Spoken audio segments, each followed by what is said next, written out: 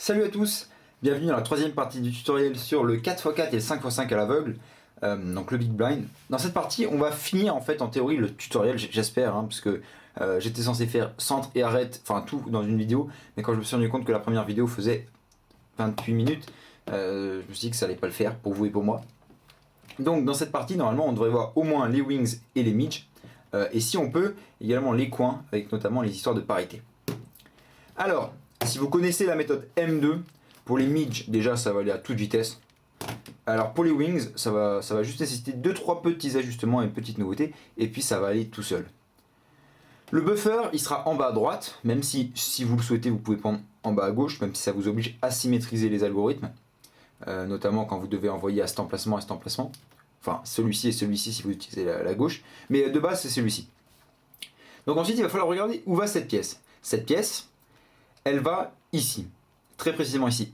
C'est pas une arête, c'est pas juste une arête bleu-orange, c'est une arête bleu-orange qui va ici.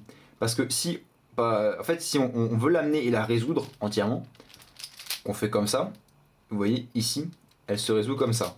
Elle finira ici résolue. Si on l'amène en revanche à cet emplacement-là, vous voyez que ça marche pas. Elle est retournée sur elle-même. Ça, pour visualiser ça sans avoir à faire les mouvements que je viens de faire, ça va être de l'entraînement. Ça va être du travail visuel pour vous représenter ça dans l'espace. Donc cette pièce va là. Ce qu'il va falloir donc, c'est amener cet emplacement ici, qui est l'emplacement de direction de notre buffer. Je répète, si vous connaissez la méthode M2 ou 3x3, ça va aller tout seul. Donc, il faut amener cet emplacement. Pour ça, vous faites simplement U, R, U'. Et vous voyez que l'emplacement qui était là s'est retrouvé là, puis là. Et là, vous pouvez faire un petit R2 pour résoudre.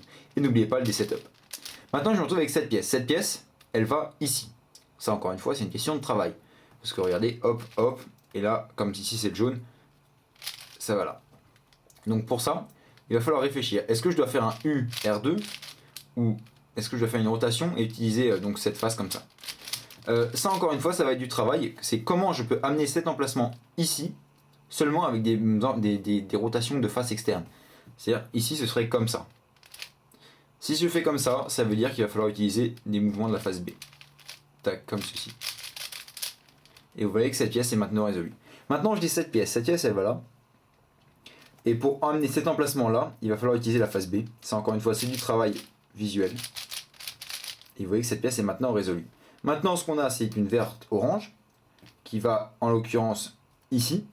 Moi ce que je ferais pour me la représenter c'est tac, tac. Vous voyez qu'en fait là elle se retrouve résolue. Parce que j'ai le orange à droite et le vert derrière, donc là elle serait résolue. Ça c'est juste la manière que j'aurais pour me représenter, pour savoir si elle va là ou là. Donc elle va là. Comment amener cet emplacement là? Ici ce serait comme ça, vous voyez. Parce que cet emplacement je l'amène là, puis là. M2, enfin petit R2 et des setup. Maintenant cette pièce va là. Celle-ci, comment amener ça là? Bon bah ça c'est en un mouvement, c'est comme ça. Donc ça veut dire qu'il faut utiliser la face comme ça B. Vous ne pouvez, si vous connaissez l'algorithme, vous ne pouvez pas utiliser un petit U, R, petit U', parce qu'en fait ça vous casse les centres. Vous ne pouvez pas utiliser ça, vous êtes obligé de faire une rotation, faire un des setups, amener ça, etc. Et vous voyez que cette pièce est maintenant résolue. Maintenant j'ai cette pièce, pardon, celle-ci, qui va là. Je vais accélérer un petit peu la cadence. Et maintenant celle-ci est résolue. Mais vous voyez que maintenant on a quelque chose de beaucoup plus intéressant. Cette pièce, elle va ici. Comment amener votre pièce ici? Alors là, il suffirait de faire un D2. Oui, mais si vous faites D2, en fait, vous cassez votre étage du bas. Et ça marche pas. Donc en fait, ce qu'on va faire, c'est qu'on va amener l'emplacement qui est ici. Et ça marche pour cet emplacement, cet emplacement, cet emplacement, cet emplacement. Il suffit de l'amener ici. De retourner. Alors, cette pièce va là. Donc je l'amène comme ça. Il se retrouve ici. Comme c'est ce qu'il faut. Et je vais ensuite retourner cette arête. Alors moi, je sais que je fais comme ça. On fait notre petit R2 et on inverse notre algorithme pour retourner l'arête et on ramène cette pièce là. C'est un petit peu compliqué, je vais vous montrer sur un 3x3 à quoi ça correspond. C'est un peu comme si, alors évidemment, alors en fait je crois que ça va, ouais bref, ouais ça revient à la même chose, excusez-moi. C'est comme si là en fait vous deviez envoyer cette pièce ici. C'est exactement la même chose. Il vous suffit de retourner cette arête, l'envoyer et d'annuler. Et bien c'est exactement la même chose qu'on fait là. Ce qu'on fait sur le 4x4. Donc c'est ce que j'ai fait. Ici, alors, on va avoir, il y a d'autres exemples, vous voyez, il y a encore toutes ces pièces à résoudre, on va les avoir très bientôt. Cette pièce, elle va là, donc hop, ça c'est comme ça. Maintenant j'ai cette pièce, elle va là, hop, hop, hop. Ça c'est de l'entraînement, c'est vraiment à vous de faire des résolutions pour essayer. Et ah, tiens, là on a cette pièce qui en théorie devrait aller là. Vous voyez, cette pièce devrait se retrouver comme ceci. Alors, comme là, en fait, du point de vue mémoire, moi j'aurais retenu tout simplement cette pièce. Mais, comme notre tranche du milieu est retournée, c'est pas là qu'il va falloir envoyer, mais ici. Si on devait envoyer ici et que notre tranche du milieu était retournée, enfin du milieu de droite, on devrait envoyer là. C'est simplement qu'il faut faire l'inverse. Donc cette pièce, elle va là. Et en fait, ça, c'est simplement... Alors, voilà, c'est comme si là, vous deviez envoyer cette pièce ici. Alors, j'ai pas pris mon orientation habituelle. Mais donc voilà, si vous connaissez cet algorithme, c'est exactement le même. Cette pièce va ici, donc je fais cet algorithme. Mais cette fois avec seulement la tranche petit d hein, et petit r2, évidemment. Ensuite, cette pièce, elle va là. Ensuite, on a celle-ci qui va ici. Et bien là, c'est encore une fois tout simple. C'est comme si on avait cette pièce qui doit aller là. On doit simplement faire un M2. Cette pièce va là, donc simplement M2. Et là, j'ai un retour au buffer. Là, ça devient un petit peu embêtant. On a un retour au buffer. Bon, là, le plus simple, c'est de relancer un cycle. C'est-à-dire que vous choisissez une arête qui n'est, enfin, une wing qui n'est pas résolue, et vous relancez un cycle tout simplement. Par exemple, si je choisis celle-ci, eh ben, je vais simplement envoyer mon buffer ici. Pour envoyer à celle-ci, n'oubliez pas, on retourne cette arête, petit R2, et on inverse le setup pour revenir. Vous voyez que notre buffer se retrouve maintenant là, et on a l'arête qui était là, elle se retrouve maintenant là. Donc cette pièce, elle va là. Hop, je vais très vite. Ensuite, cette pièce, elle va là. Ah, de nouveau, c'est intéressant. Souvenez-vous, pour ces emplacements là, ceux sur cette tranche là, il faut amener l'emplacement qu'on veut ici. C'est-à-dire que ça, là, cette pièce doit aller là. Donc j'amène cet emplacement ici. Et puis j'ai plus qu'à retourner cette arête, faire petit R2, inverser l'algorithme qu'on a utilisé pour retourner cette arête, et bien ramener la pièce où elle doit aller.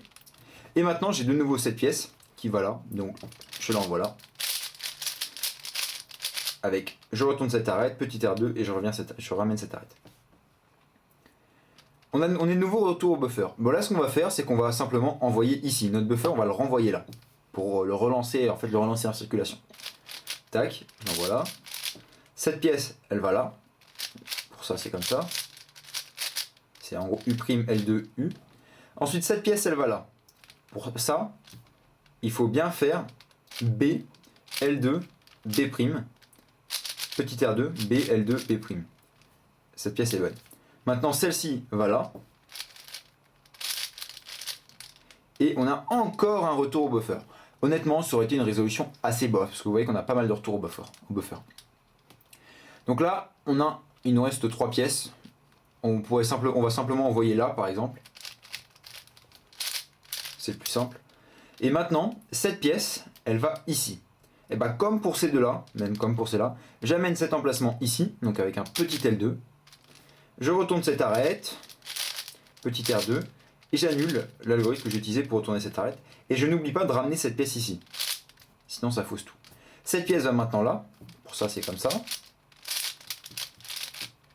Et cette pièce va maintenant là. Vous voyez qu'on a fini nos arêtes. Maintenant, je vais vous montrer une autre situation.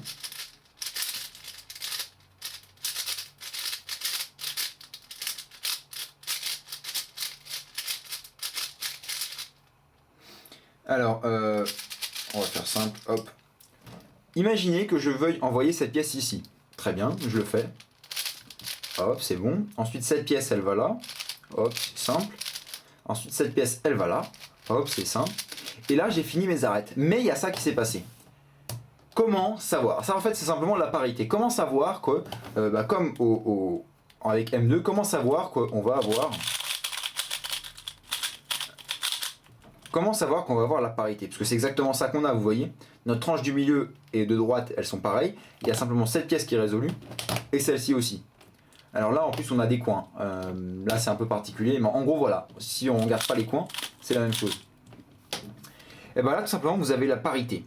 Comment savoir qu'on l'a? Bah, comme je vous l'ai dit, c'est comme au Rubik's Cube avec M2. Si vous avez un nombre impair de cycles, vous avez la parité.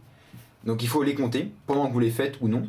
Vous pouvez, si vous voulez, une fois que vous les avez comptés une fois, je sais que c'est une technique qu'utilise Arthur Garcin par exemple, il vous suffit vous pouvez croiser les jambes tout simplement.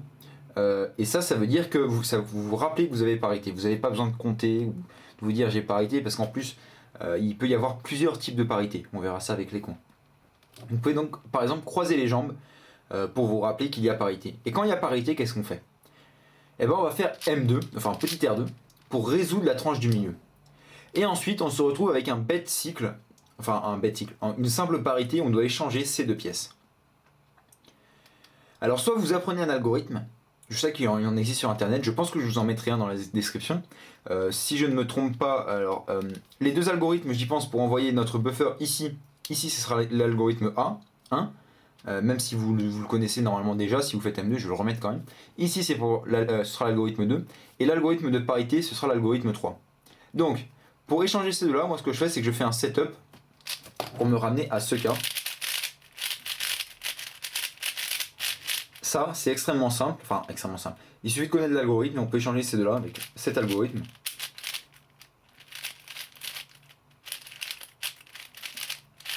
Hop, tout simplement.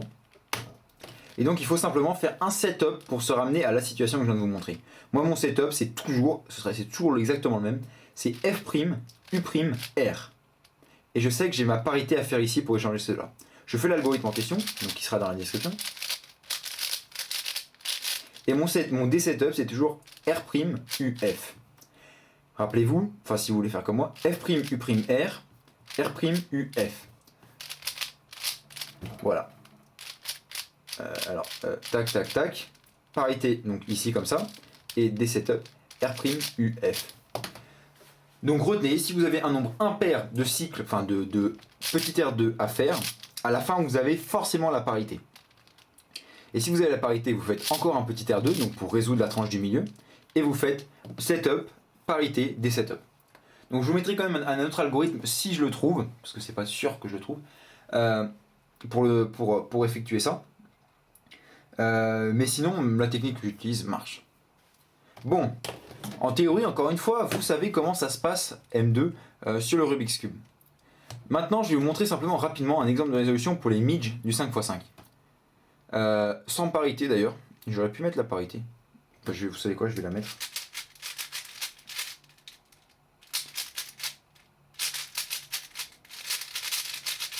Alors, vous voyez que tous nos centres sont résolus, toutes nos wings sont résolus, sauf ces deux-là, ceux-là, mais ça c'est normal. En fait, en théorie, c'est simplement ils sont résolus en théorie.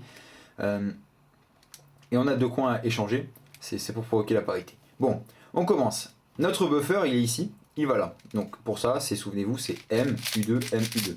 Ensuite, c'est cette pièce, elle va là. Tac, c'est facile, comme ceci. Maintenant, cette pièce va là. U2, M', U2, M'. Ensuite, cette pièce va là. Jusque-là, rien de bien sorcier. Ensuite, cette pièce va là. C'est toujours un jeu d'enfant. Cette pièce va là. Tac. C'est exactement comme du M2, sauf qu'on n'utilise que vraiment la tranche du milieu. Et ensuite, cette pièce va là. Alors, là, je vais tout de suite le faire. N'oubliez pas, on a 7 arêtes à retourner, celle-ci. Je vais les faire tout de suite. Pour ça, le plus simple, vraiment, que je vous conseille, c'est d'envoyer votre buffer ici, puis ici. C'est qu'en fait, vous envoyez aux deux emplacements l'un puis l'autre. Ça peut être ici puis ici, hein, peu importe. Donc, j'ai envoyé mon buffer ici d'abord. Tac. Et ensuite, j'ai envoyé mon buffer ici. Donc, ici puis ici. Voilà. Ça a retourné mon buffer, mais ça a retourné cette arête aussi. Faites bien attention, hein, ça retourne le buffer aussi. Et donc, j'envoie à cette arête. Enfin, j'ai envoyé ici, et maintenant j'envoie ici, comme ceci. Et maintenant, j'ai la parité. J'ai la parité, pourquoi? Pour la simple et bonne raison que là, en fait, ma tranche du milieu est inversée, et j'ai eu un nombre impair de cycles de coins et d'arêtes. Alors, quand on a cette situation, l'algorithme est exactement le même que sur le 3x3, quand on a parité pour la tranche du milieu. Eh ben c'est U', F2, U, M2, U', F2, U. Et ensuite, il vous suffit de résoudre les coins. Vous avez fait la parité. C'est exactement le même algorithme que sur le Rubik's Cube. Si vous tombez là-dessus, il suffit de faire l'algorithme de parité, U', F2, U, M2, etc. Et ensuite, vous résolvez vos coins normalement. Alors, maintenant qu'on a vu la parité donc, pour les midges, je vais simplement vous parler du 4x4. Là, le 4x4, imaginez, je suis arrivé là, à ce niveau, et j'ai donc les coins, bon, les coins sont assez simples. On va dire qu'on a ça, on va dire, pour faire simple. Donc, cette pièce va là, donc hop, je l'envoie là. Alors, non, excusez-moi, on va d'abord juste compter le nombre de cycles qu'on a. Vous voyez, cette pièce va là, ça fait 1, celle-ci va là, 2, celle-ci va là, 3. 3, c'est un nombre impair. Qu'est-ce que ça veut dire, un nombre impair de cycles? Ça veut dire qu'on va avoir une parité quelque part. Eh ben, on va le voir tout de suite. Cette pièce va là, donc. Cette pièce va là, maintenant. Enfin. Hop. Et cette pièce va maintenant là. Vous avez maintenant résolu vos coins. Mais vous avez eu un nombre impair de cycles. Donc, vous avez parité. Vous avez ces deux arêtes d'échanger. Pour ça, il y a un algorithme qui existe, encore une fois. Mais moi, je préfère utiliser un setup parité, puis des setups. Donc, comme moi, je sais que j'ai un nombre impair de cycles de coins, peu importe 4x4 ou 5x5, si j'ai un nombre impair de cycles de coins, ça veut dire que j'ai eu la parité, donc pour les coins. Sur le 5x5, elle se résout simplement avec l'algorithme que je vous ai montré. Sur le 4x4, c'est pas pareil. Sur le 4x4, vous n'avez pas d'arête centrale, mais vous allez vous retrouver toujours avec ça. Donc si vous avez la parité des coins, si vous avez un nombre impair de coins, d'échange de coins, vous aurez forcément cet algorithme à faire. 4x4 ou 5x5, hein. Si vous avez un nombre impair de cycles de coins, vous aurez cette parité à faire, que je vais vous montrer dans un instant. Je vous la montrerai dans le 5x5 aussi, on fera même un petit exemple. Donc, pour cet algorithme, moi je fais Y2, pour me mettre avec ces deux là devant. Je fais un ascenseur, ou un sexy move, donc R, U, R', U'. Et ensuite, pour faire la parité là, je fais cet algorithme de parité. Petit R2, F2, U2, petit R2, U2, F2, RW2 en fait, et j'annule. Tac, je vous le refais. N'oubliez pas, petit R2 c'est simplement la tranche interne, j'ai fait une petite erreur au début, hein. Et RW c'est les deux tranches. Donc setup, donc ça fait RU, R', c'est un sexy move ou un ascenseur. RW, c'est là que j'ai fait une erreur avant. RW2, F2, U2, petit R2, U2, F2, RW2, et n'oubliez pas le D-setup, U, R, U', R'. Voilà, alors je vais très rapidement vous provoquer cette situation sur le 5x5. Alors, hop, ça va aller très très vite. Voilà.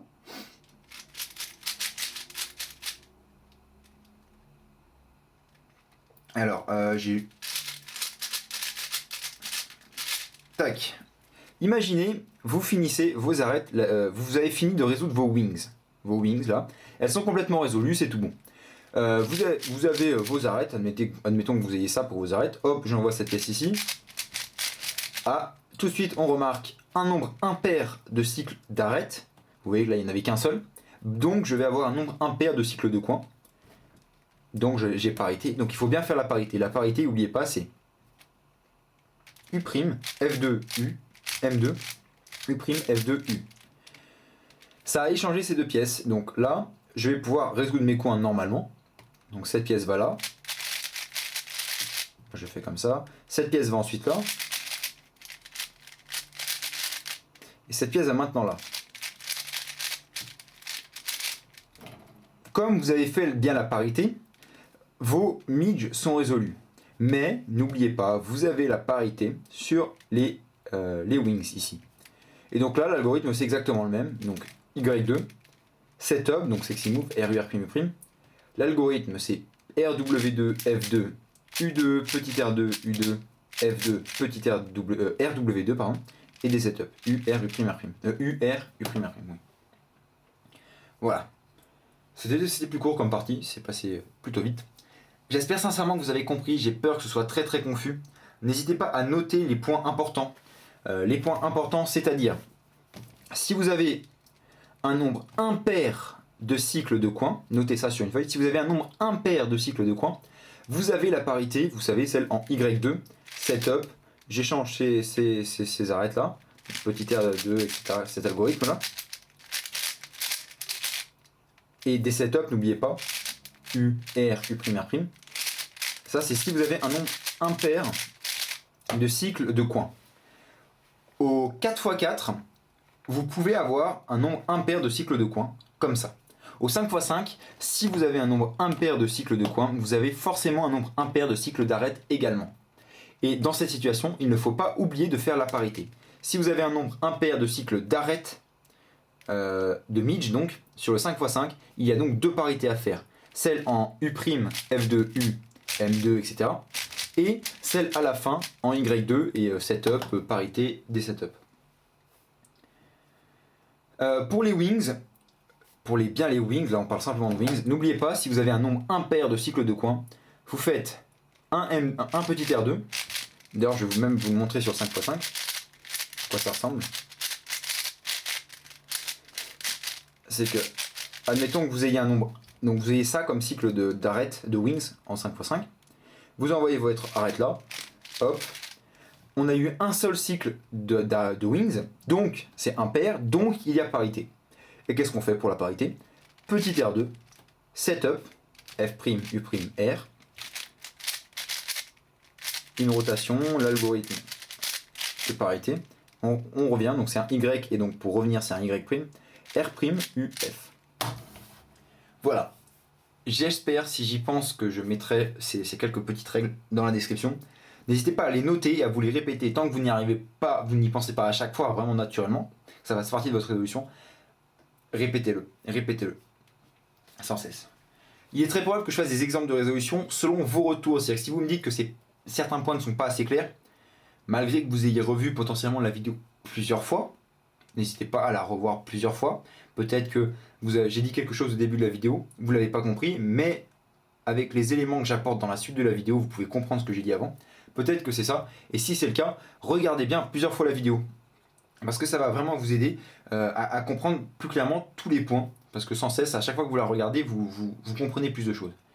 Et si vraiment il y a quelque chose qui ne va pas, c'est très certainement ma faute. Je n'ai pas été assez clair. Et je ferai des exemples de résolution là-dessus. N'hésitez pas, donc si vous avez des questions, si ce n'est pas clair, si même après plusieurs visionnages c'est toujours pas clair, c'est comme je l'ai dit, comme pour le 3x3 blind, vous n'y arriverez pas du premier coup. Moi je me suis intéressé au big blind, ça n'a pas marché, j'ai réessayé, j'arrivais à faire les centres une fois sur deux, puis j'ai réessayé 3 mois plus tard, j'arrivais à faire tous mes centres mais j'avais pas encore compris le fonctionnement des parités. 2 mois plus tard j'ai réessayé, j'ai réussi.